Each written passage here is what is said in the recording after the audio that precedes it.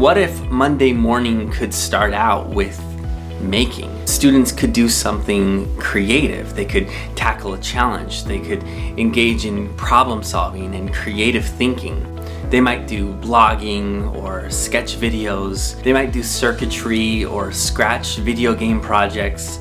They might do a design thinking project or make something with duct tape or cardboard. But whatever that beginning place is, what if we started every single Monday with creativity?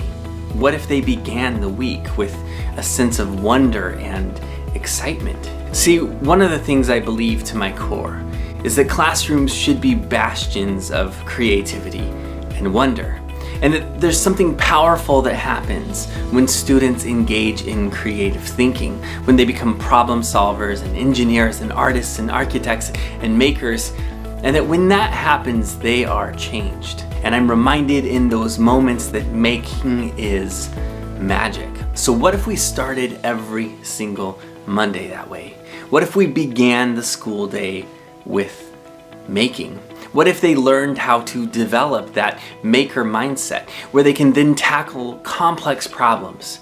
I know it's small, and in the beginning they're going to make things that don't seem like a big deal to the rest of the world, but those are the seeds that lead to something bigger and greater. Those are a big deal to the students who are getting a chance to be makers. So I want to invite you to take on the Maker Monday Challenge. It's simple.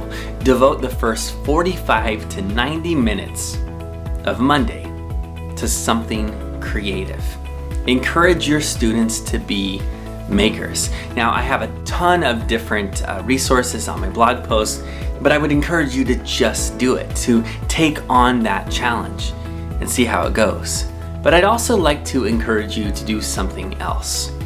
To use the hashtag MakerMonday and to share your students' learning journey, to inspire other students who are on social media and other teachers who are on social media to see the amazing creative work that your students are doing, to document that learning journey and inspire others to become makers as well. So I'd encourage you to check out the link at the end of this video where there is a blog post connected to it, as well as a set of free resources that you can do as you begin on this Maker Monday journey.